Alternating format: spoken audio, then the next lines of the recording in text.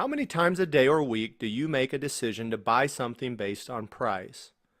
Would your buying habits change if a new dress shirt cost $70 instead of $15? How about if a gallon of milk costs $7 instead of $4? Whether you make 5 decisions a day or 50, there's no doubt that price elasticity of demand is playing a major role in your purchases.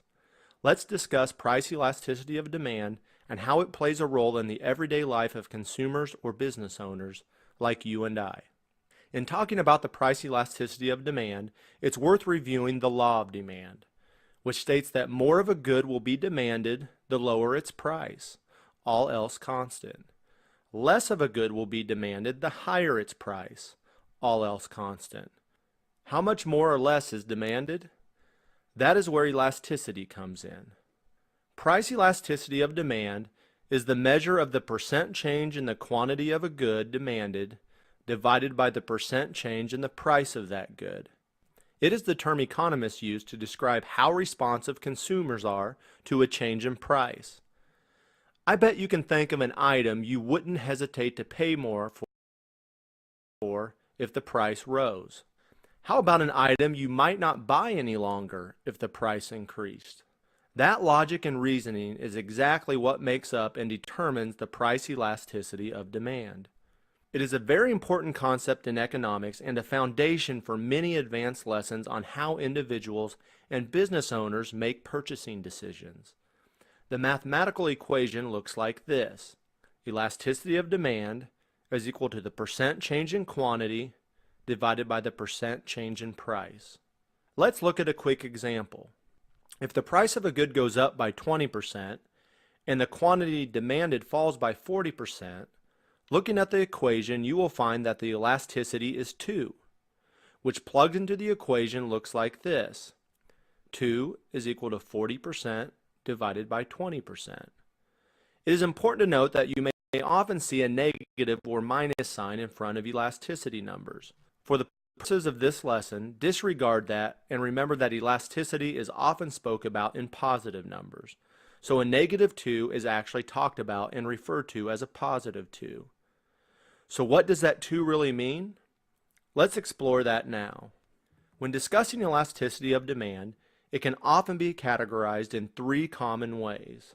Based on the result we get from our formula, we can define elasticity as elastic.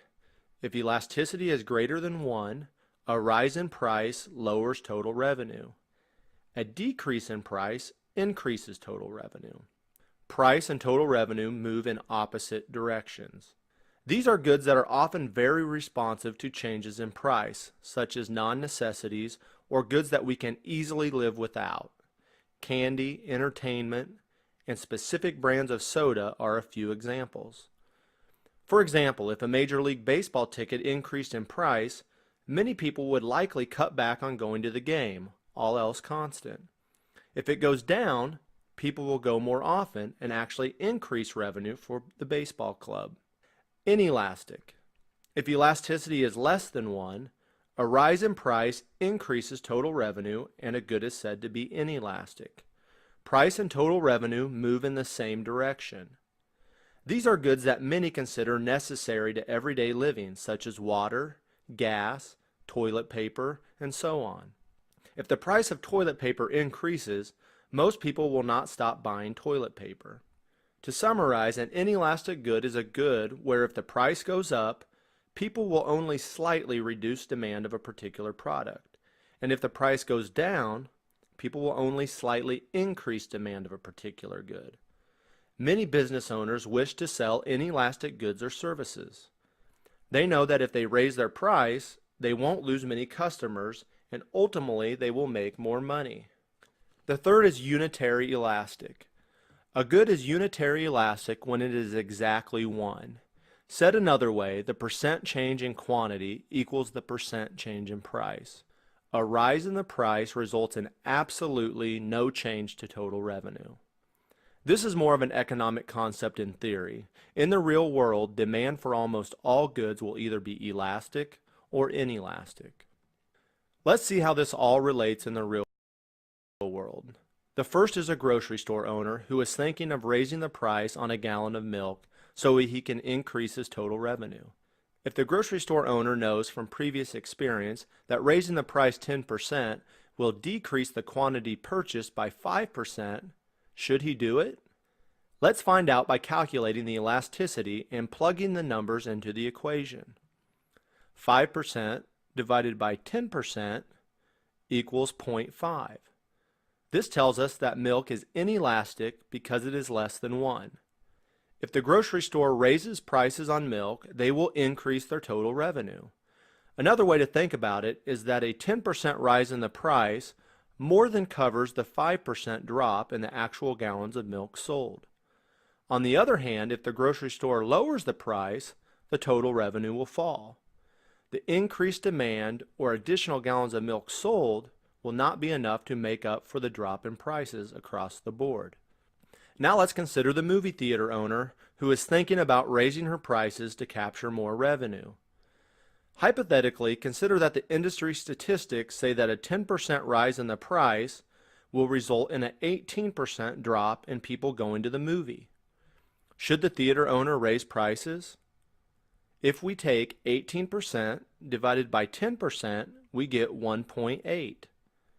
From our definitions, we know that 1.8 means the product is elastic. An elastic product means that raising prices will lower total revenue. So the answer is no. If the theater owner raises prices, her total revenue will actually go down. The rise in price will not make up for all the lost ticket sales. What could she consider to increase revenue? If you said lower prices, you are correct. Total revenue can be increased for an elastic product by lowering the price of the good. Understanding the elasticity of demand will help you understand how people make individual choices.